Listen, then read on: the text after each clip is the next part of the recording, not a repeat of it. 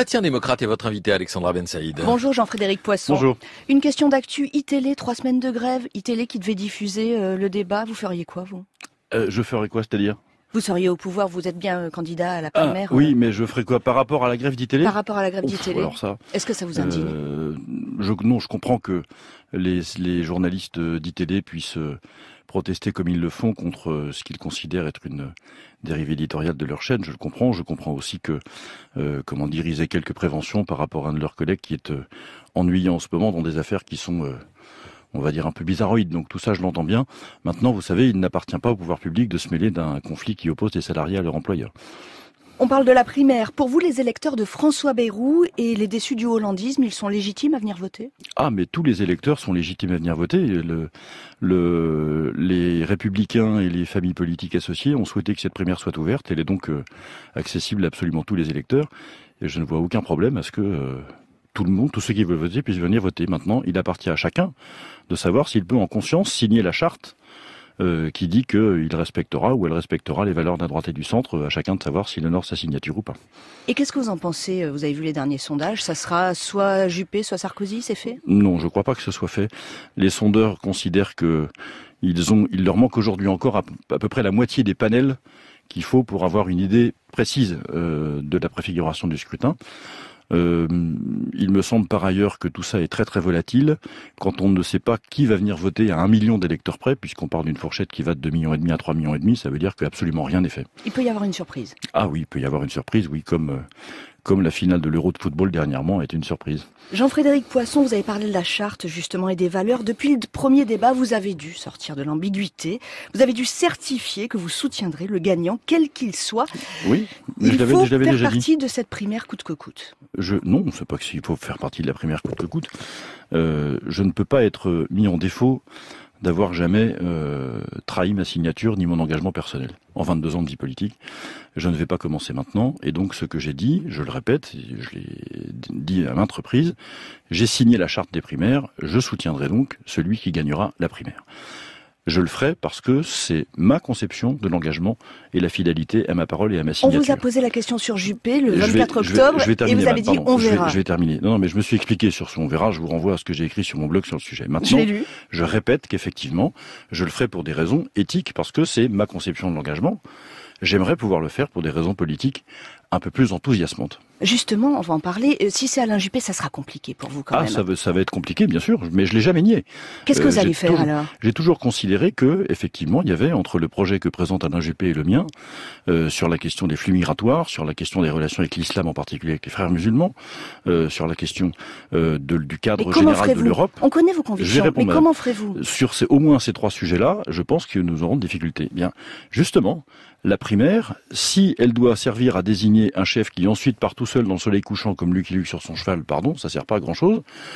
Si effectivement ça sert à déterminer ce qu'on pourrait appeler une forme de contrat de gouvernement, ça commence à avoir du sens. Mais Monsieur Juppé soit décidera de gagner tout seul, soit décidera de gagner avec tout le monde. On verra bien comment il traite les demandes que je ne manquerai pas de lui adresser s'il est finaliste de la primaire.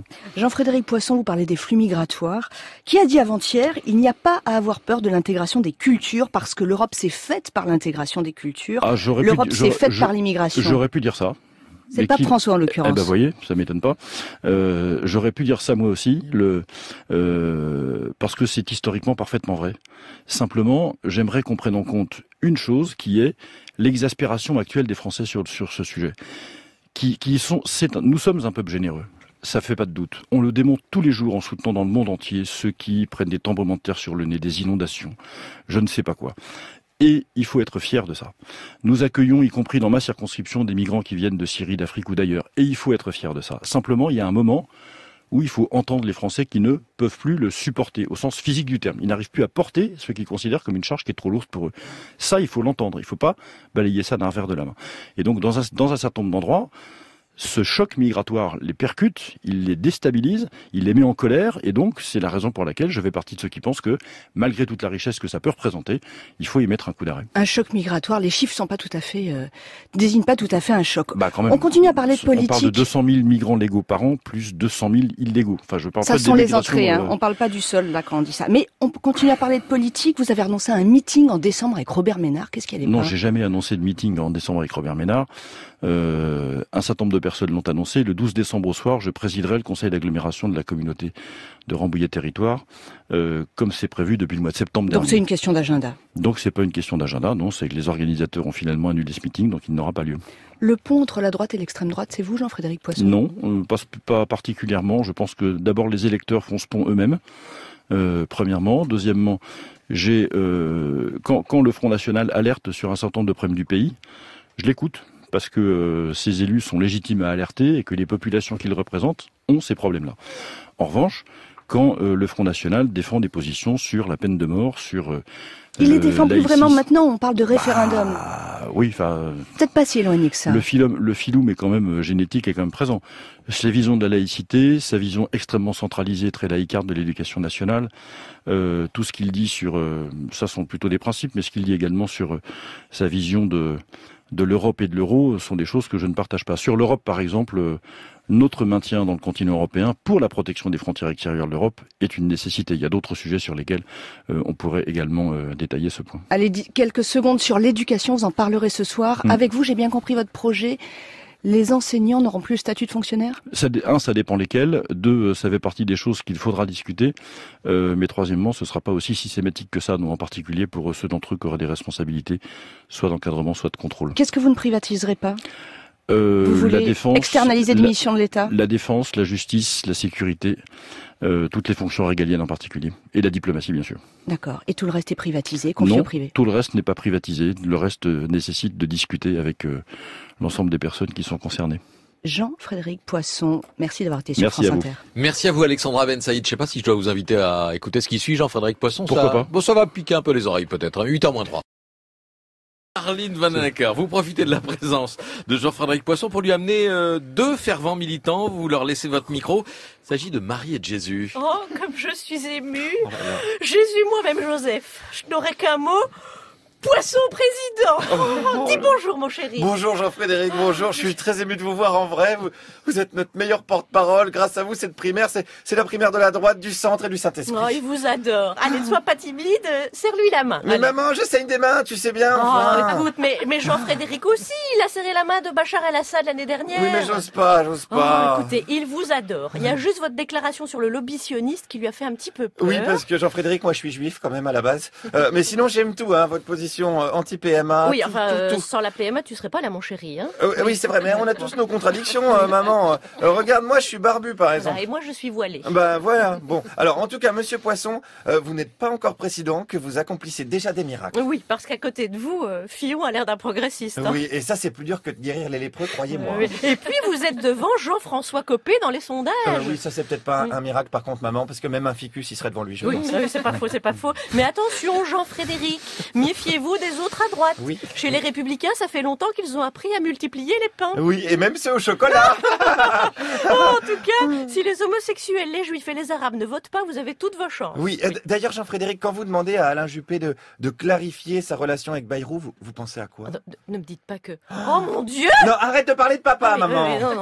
Mais s'ils sont ensemble, c'est une catastrophe. Oh là, moi-même, maman Joseph. Oh non, mais pensons plutôt à la victoire. On a hâte. Oui, on a hâte que vous installiez l'Élysée à Saint-Nicolas-du-Chardonnay. Oui, moi, ce que j'aime chez vous, c'est qu'on sent que vous êtes un homme intégriste. Intègre, maman, oui, intègre, oh là là, intègre. Le lapsus, oui, intègre, évidemment. Oui. Un homme qui se bat pour la vie, contre l'avortement, ne peut être qu'intègre. Oui, et puis vous soutenez Trump. Oh, vous avez vraiment toutes les qualités. Oui, vous manquerez plus qu'une émission sur iTélé avec Jean-Marc Morandini et le tableau, il serait complet. Non, Jean-Frédéric n'est pas assez jeune. Ah oui, c'est vrai, maman. Tiens, à propos de jeune, allez, dis-lui le mouvement que tu as créé. Allez, montre ta pancarte. Ah oui, Jean-Frédéric, regardez, j'ai créé le mouvement Le Jeune avec Poisson. Oui, Poisson président. Ainsi soit-il.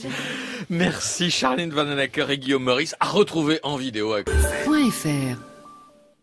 Frédéric Mettezo, en attendant Dominique de Villepin à ce micro à 8h20, vous vous intéressez ce matin à la diplomatie dans la primaire de la droite et du centre. Une question, oui, éclipsée par l'identité heureuse ou gauloise, la place de François Bayrou ou le prix des pains au chocolat, relégué à l'arrière-plan avec l'environnement, la santé, la culture ou la construction européenne. Alors, prenons le plus gros dossier, la Syrie. Alain Juppé est le plus ferme avec Bachar el-Assad et Vladimir Poutine. Il parle d'un génocide à Alep quand François Fillon, défenseur inconditionnel de Poutine, se refuse à parler de crimes de guerre, avec en toile de fond la question des chrétiens d'Orient dont Moscou serait le protecteur, question essentielle aussi pour Jean-Frédéric Poisson qui a rencontré Bachar el-Assad à Damas. Nicolas Sarkozy, lui, fixe sa ligne en réaction à celle de François Hollande. Il l'accuse d'avoir méprisé Poutine qui ne comprendrait que la force. Pour lui, Assad n'est pas l'avenir de la Syrie, mais il ne faut pas refaire la même erreur qu'avec Saddam Hussein. Quant à Bruno Le Maire, proche collaborateur de Dominique de Villepin lors du discours de New York à l'ONU, il propose 13 ans après une intervention internationale au sol en Syrie comprenant des soldats occidentaux. Il est le plus ferme à dénoncer un double jeu de l'Arabie Saoudite ou du Qatar avec les islamistes comme Jean-François Copé. Mais quand il s'agit de diplomatie, on en revient aux querelles plus politiciennes, plus personnelles. Oui, car la diplomatie, c'est le domaine réservé du président. Et face à des Poutine, Erdogan, Netanyahou, face à un Iran chiite revenu dans le jeu international, face aux monarchies sunnites, gazières et pétrolières et parfois religieuses, les sarkozystes vous expliquent qu'il faut un homme fort. Comprenez, pas un mou. Les juppéistes vous répondent que face à la force ne suffit pas, préférant la stabilité et la cohérence dans le temps. Comprenez, pas une girouette. Les leméristes refusent une France sous influence. Comprenez, pas un conférencier payé par le Qatar ou bien un autre aveuglé par Vladimir Poutine. Aujourd'hui, la politique étrangère est aussi une affaire intérieure. La lutte antiterroriste, les réfugiés, l'économie et le commerce, voyez le CETA et le TAFTA.